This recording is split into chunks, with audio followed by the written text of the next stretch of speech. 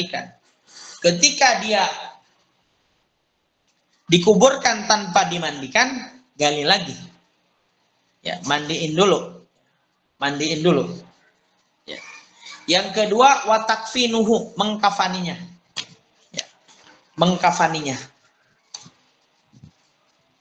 Kemudian yang ketiga, wassalatu alaihi, menyolatkannya. Menyolatkannya. Dan yang keempat adalah wadafnuhu, menguburkannya. Ini adalah 4 perkara yang wajib dilakukan oleh orang hidup kepada si mayit. Seperti itu. Faslun fi ghuslil mayyit. Terkait dengan memandikan mayit. Mungkin ibu-ibu sebagian ada yang pengalaman ngamandikan mayit. Tak ye ilmuna abdi mah tacan kantos ngamandikan, tapi teorina terang itu.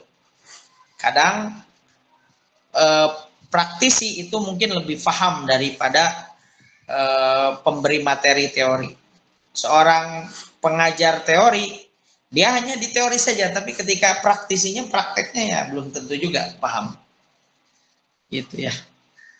Aqallul ghusli, ya, paling sedikit memandikan mayit ya, itu adalah ta'mimu badanihi bil ma'. Menyeluruhkan air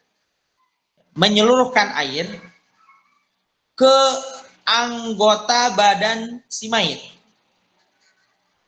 Jadi si air itu dibanjurkan ke seluruh badan si mayit, itu paling sedikit seperti itu. Ya. Wa akmaluhu, dan yang paling lengkap, sempurna cara memandikan mayit itu adalah yang pertama, ayagsila sawataihi, membasuh 2 lubang. Lubang mana nih? Lubang kubul dan dubur. Jadi kubulnya dibasuh dulu. Duburnya juga dibasuh. Caranya adalah dengan bukan memijit. Ya, memijit ya. Ngurut gitu ya, ngurut ya perutnya itu. Supaya kotorannya itu keluar, kemudian dibersihkan seperti itu. Itu yang pertama, basuh dulu itu. Kemudian yang kedua, wa ayuzilal qadara min anfihi, membersihkan kotoran dari hidungnya. Hidungnya dibersihin dulu. Kemudian setelah hidungnya dibersihin, wa aywaddi'ahu, mewudukannya, diwudukan. Maniata, kalau misalkan orang mewudukan, misalnya nawaitu wudu'a lihadzal mayyit fardu lillahi ta'ala, terus sunatan lillahi ta'ala. Berikutnya adalah wa ayyad luka, ngagosok-gosok. Wa ayyad luka, ngagosok-gosok naona badanahu, badannya, bisidri, dengan daun sidir. Lamun ayeuna mah sabun lah gitunya, sabun. Kemudian yang terakhir adalah wa ayyasubbal ma'a alaihi salasan.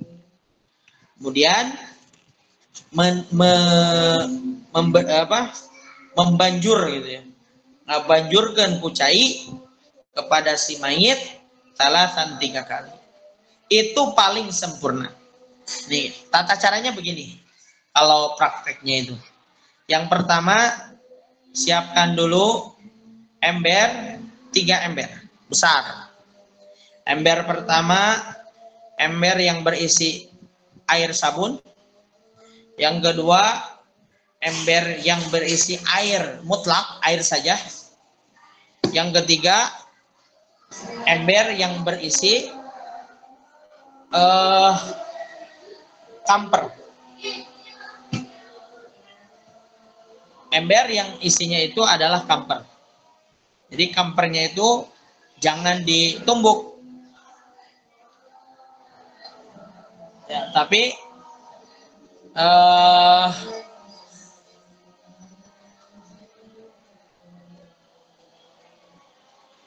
jangan ditumbuk, ya, jangan dilemeskan, ya, jangan dilemaskan, tapi langsung si kampernya itu gelondongan kamper dimasukkan ke dalam ember.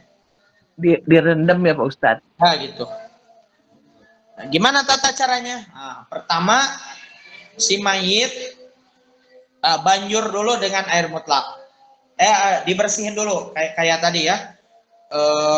Dua duburnya, kemudian dibersihin hidungnya, diwudukan. Nah, setelah selesai itu semuanya baru dibanjur dengan air mutlak, air saja. Kemudian setelah itu air sabun. Air sabun digosok gitu ya, digosok sampai wangi lah gitunya. Nah, setelah itu dibanjur lagi dengan air mutlak, dibanjur dengan air mutlak, nah, sampai bersih, tidak ada kotoran. Nah, terakhir dibanjur ku cai kamper, dibanjur ku cai kamper. Kenapa harus dengan cai kamper? Supaya ketika dikuburkan eta si mayit teh teu digali ku sato gitu. Sebab lamun misalkan baunya bau bangkai ya, itu bisa jadi digali oleh sato, oleh hewan gitu ya, akhirnya dimakan kan. Tapi ketika harum, nah, kamper biasa nama moal daeken gitu sato ge. Nah, seperti itu tata cara memandikan mayit. Wallahu alam. Silakan, ada yang mau ditanyakan lagi? Bertanya Pak Ustadz. Apa Bu? Pak Ustadz, kan saya suka mandiin mayit ya kebetulan. Tapi kalau di tradisi, tahu kebiasaan emang yang ngajarinya gitu ya. Kan mayit itu suka disikat gigiin dulu Pak Ustadz. Waktu memandikannya. Ya. Terus kan airnya itu pasti ada yang masuk ya ke dalam ya. Terus pas bagian hidung, ngebersihin hidung walaupun kita pakai sarung tangan ya. Kan pasti ada yang masuk. Si mayitnya suka seperti didudukin dulu. Diangkat badannya sedikit biar air yang dari mulut sama dari hidung teh keluar. Apakah harus gitu? Boleh. Disiwak. Ya, betul. Tapi gosok. Apa Pak Ustadz? Gosok.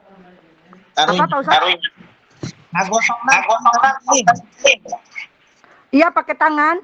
Ya. Disiwakan. Iya. Terus yang kedua Pak Ustadz, kan tradisi di saya mah kampernya ditumbuk, terus bukan dimasukin ke air, ditaburin ke kain kafan. Oh iya. Jadi yang pertama teh air dulu nih. Udah air itu sabun ya, udah dibersihin semuanya ya, yang kubur sama dubur semuanya.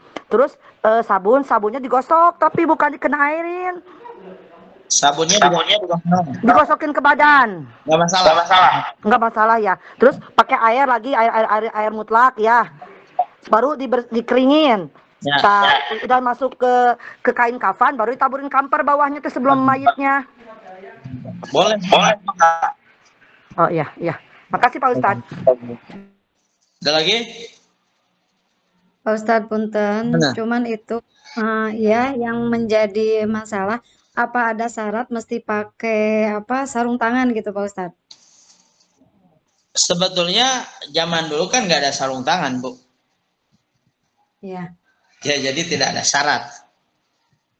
Ya, soalnya kebanyakan memakai sarung tangan. Cuman kalau saya pernah memandikan almarhumah ibu, saya nggak pakai. Oh ya, tenang, nggak masalah.